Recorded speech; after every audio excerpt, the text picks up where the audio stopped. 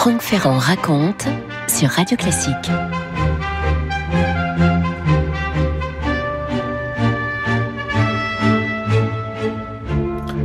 En 1932, Fred Astaire, qui a environ 30 ans, est au sommet de son art. Il est ce danseur longiligne au pas si léger, un danseur extraordinaire, mais un danseur qui rencontre un problème. Il a en effet l'habitude que ses chorégraphies, toujours en délicatesse, séduisent la foule des théâtres de Broadway. Et puis, il y a cette voix un tout petit peu fragile qui a murmuré déjà bien des mélodies appelées à rester des standards du répertoire américain.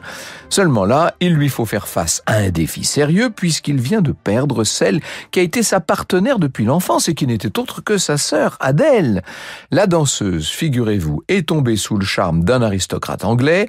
Elle a décidé de le suivre et elle a planté là son frère Fred. Le public new-yorkais va donc devoir s'habituer à un spectacle d'un genre nouveau, Fred sans Adele.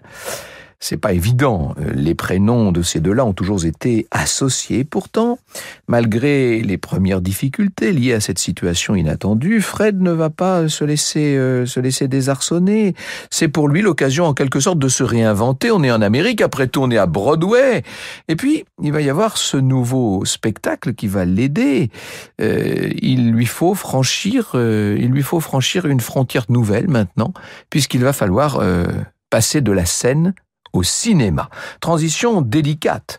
A priori, Fred n'a pas un physique qui en impose tellement, il n'a aucune expérience des contraintes liées au mouvement des caméras, des travelling, etc. Il y a même des rumeurs qui disent qu'après un premier essai, il aurait écopé de cet avis assez brutal de la part des producteurs, ne sait pas jouer, légèrement chauve, peut danser un peu. Voilà, on est peu de choses, qu'est-ce que vous voulez. Bon, quoi qu'il en soit, il va obtenir un rôle et l'expérience se révèle prometteuse puisque dans la foulée, on lui donne un autre rôle. Pour l'instant, on lui demande surtout de venir danser sans trop s'attarder, quand même. Hop, un petit pas de danse et puis s'en va, si je puis dire.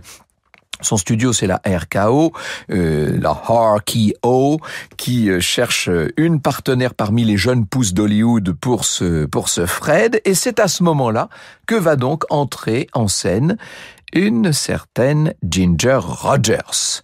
En fait, disons-le, Fred ne la découvre pas vraiment. Il a déjà entendu parler pas mal de Ginger Rogers. Franck Ferrand sur Radio Classique. Son vrai nom à Ginger, c'est Virginia Catherine McMath. Elle a une enfance un peu compliquée. Faut vous dire que ses parents ont divorcé. Très tôt, elle a commencé à danser sous l'œil protecteur de sa mère, Lila. Elle a commencé dans le vaudeville. On a fait une grande tournée de théâtre à travers le pays. Puis à New York, elle a décroché un rôle dans un musical des frères Gershwin. Et c'est à ce moment-là que Fred l'a croisée, avant qu'elle ne privilégie la côte ouest. Les carrières se font sur la côte ouest, déjà à cette époque. Ils ont même eu un ou plusieurs rendez-vous galants avant le mariage de Fred, sans pour autant que ce soit bien sérieux. Bon, donc ce ne sont pas des inconnus. Et quand ils se retrouvent à Hollywood, Ginger n'a toujours que 22 ans, mais elle a eu le temps d'apparaître déjà dans pas mal de films. C'est une actrice ravissante, chevelure blonde abondante, regard clair, un regard étincelant. Cette beauté garde aussi quelque chose d'un petit peu poupon et puis d'effronté, si l'on peut dire, d'un petit peu plébéien peut-être. Elle n'est pas l'espèce de déesse éthérée aux traits marmoréens qu'on voit souvent sur les écrans de cet âge d'or d'Hollywood. Et ça, pour créer un lien avec le public, c'est pas forcément un désavantage. Au contraire, les gens, les femmes notamment dans le public, se retrouvent en elle quelque part. Alors, quoi qu'il en soit, Ginger a des raisons de se réjouir de retrouver Fred à la RKO, mais elle se rend compte assez vite qu'il a un petit peu changé depuis l'époque où elle le fréquentait à Broadway. C'est Joseph Epstein, dans son ouvrage consacré aux danseurs, qui écrit « Elle a trouvé que l'apparence de Fred était la même, mais qu'il agissait différemment. Il n'était plus aussi ouvert, il était beaucoup plus formel. C'était dû, pensa-t-elle, à sa nouvelle femme qui, de son point de vue, rendait tout le monde mal à l'aise. Bref, qu'importe les petites déceptions, les deux artistes vont dépasser tout ça. En vue du film Carioca, ils préparent avec sérieux leur grand numéro virtuose, même si à l'époque, encore une fois, c'était un petit peu secondaire dans le scénario. Et puis, en 1933, 3, ça y est, on est sur le plateau, les projecteurs sont allumés et les caméras se mettent à tourner. Et la magie opère au rythme d'un orchestre. Fred, qui est en tenue sobre, va enlacer Ginger dans sa longue robe sombre, mettant en valeur la finesse de sa taille, et les pas s'enchaînent, ça virevolte, tandis que il reste front contre front pendant toute une partie du numéro. Ça rend la chorégraphie encore plus difficile. Mais ce qui est fort, c'est le contraste entre ces deux-là. Fred se distingue par son contrôle absolument parfait, et Ginger, elle, va jouer de sa vivacité, d'une espèce de morgue assez naturelle et qui transparaît à l'écran. C'est étonnant parce qu'ils sont différents et en même temps on voit qu'ils sont faits pour danser ensemble. Comme le relève Stephen Tappert dans son livre Best Actress, Katharine Hepburn aurait eu ce mot: Ginger donnait à Fred du sex appeal et il lui donnait de la classe. Finalement, le meilleur de l'un, le meilleur de l'autre se retrouve dans le partenaire. Cette complémentarité, évidemment, elle va pas échapper aux producteurs, vous l'imaginez bien, le talent des deux danseurs est justement ce qu'il faut à un studio qui est un petit peu en quête de succès à l'époque, il faut bien le dire, la RKO. Donc on décide de reformer bientôt cette paire, et cette fois pas dans des rôles limités, cette fois en vedette. Et pour Ginger, ça c'est la chance incroyable. Le projet, c'est la suite logique d'une carrière en train de décoller, c'est ce qu'il fallait au bon moment. Et Fred, de son côté, lui est un petit peu plus sceptique. Il ne veut pas encore qu'on le considère comme quelqu'un de dépendant d'une partenaire attitrée. Après tout, il l'a été tellement avec sa sœur, dépendant, et pendant tant d'années. Les arguments du studio l'emportent néanmoins. Un nouveau duo est en train de se constituer, et désormais, on ne va plus parler de Fred et Adèle. Ça y est, ils sont oubliés, ceux-là. Vous savez, hop, là, un clou chasse l'autre. Non. Maintenant, le duo, c'est Ginger et Fred. Vous écoutez Radio Classique. Le premier film de Ginger Rogers en tant avec le rôle principal aux côtés de Fred Astaire n'est pas un film facile. C'est La Joyeuse divorcée, et dans ce qui est une recréation sur grand écran d'un succès de Fred sur la scène new-yorkaise, on peut dire que Ginger va être confrontée à un problème. Elle tente à être renvoyée par le réalisateur. Le réalisateur, c'est Mark Sandrich, à un statut de faire-valoir. C'est lui la vedette et c'est elle qui est là pour le mettre en valeur. Dans son merveilleux film Hollywood, la cité des femmes, Antoine Cyr nous dit « C'est pour Ginger Rogers le début d'une difficile collaboration avec un metteur en scène qui ne la prendra jamais au sérieux, réservant sa considération au seul Fred Astaire. Pour Mark Sandrich, je n'étais qu'un porte-manteau qui dansait de temps en temps, résumait-elle. Dans The Gay Divorcee, donc dans la joyeuse divorcée, elle danse assez peu et toujours dans le sillage de Fred Astaire. Or, Ginger, elle, veut montrer qu'elle peut tout à fait assumer un rôle à part entière, elle veut montrer de quoi elle est capable. Et le succès de ce premier film en vedette va lui ouvrir la voie d'une jolie carrière, puisque le studio entend bien capitaliser sur celle qui pourrait devenir une source de revenus presque illimitée. Le studio va donc répéter la même recette à un rythme soutenu à partir de 1934. Chaque année, il propose 1 ou 2 films bâtis autour de ce fameux duo. Les films, vous les connaissez, hein, ça va laisser des traces, ça, évidemment. Le scénario, disons-le souvent, n'est pas bien consistant, mais c'est pas ça que le public vient voir. Ce que veut voir le public, c'est Ginger et Fred qui se chamaillent et puis qui se réconcilient sur une piste de danse en s'enlaçant et en virevoltant. Et quand ces deux-là virevoltent, il y a qui s'échappe de l'écran une sorte de charme assez indéfinissable. Et les sourires qui sont à l'écran finissent par gagner les salles de cinéma.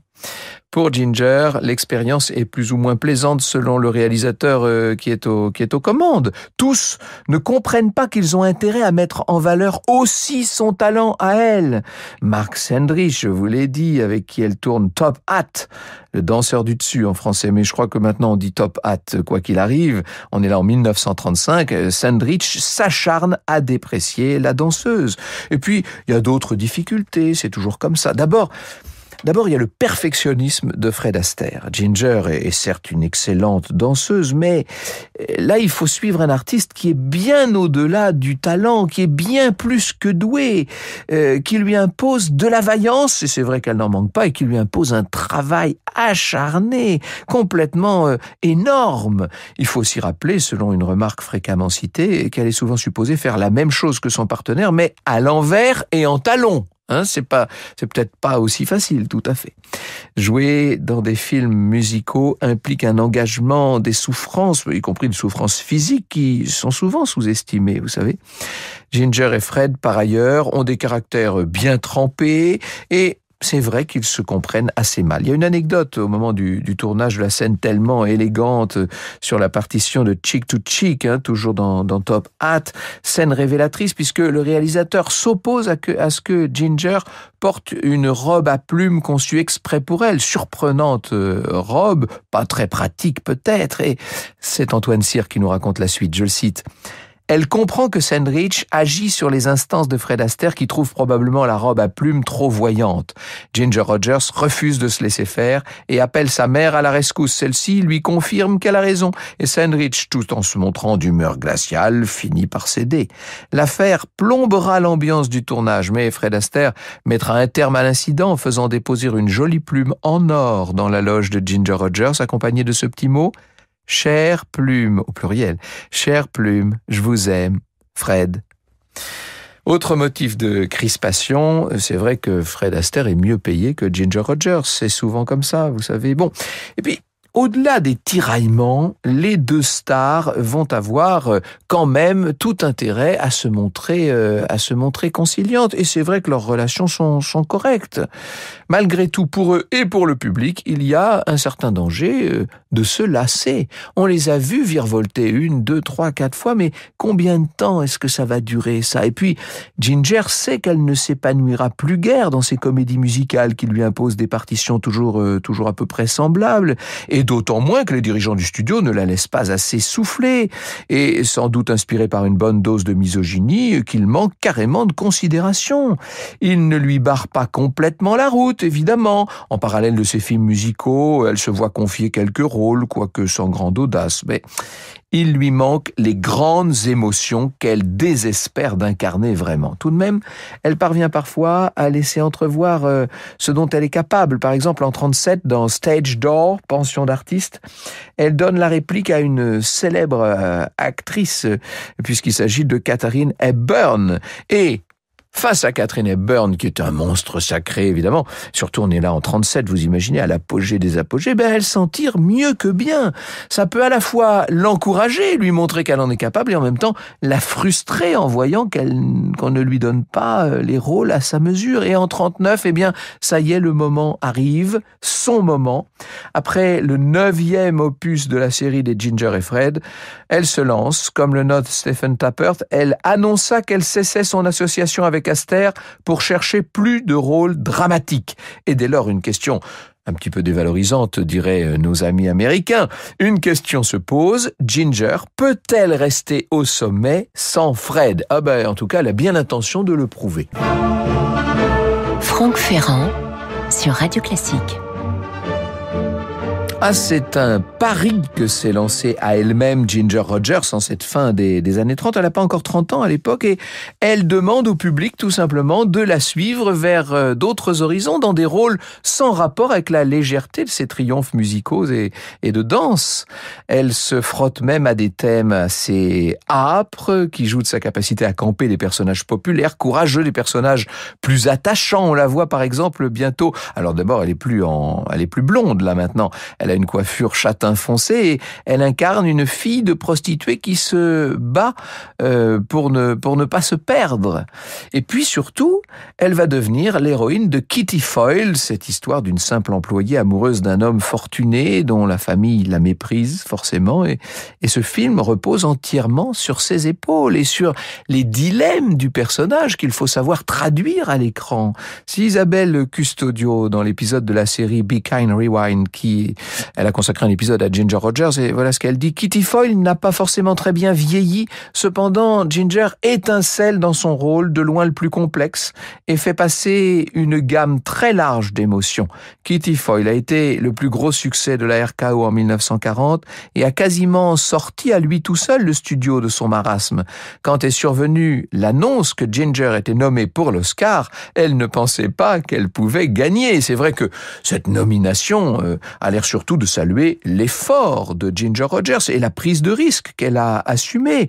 De son côté, elle estime qu'elle ne pèse peut-être pas très lourd à côté des concurrentes qu'on lui a qu'on a mises là. Il y a quand même Katharine Hepburn, Bette Davis, Joan Fontaine, vous imaginez.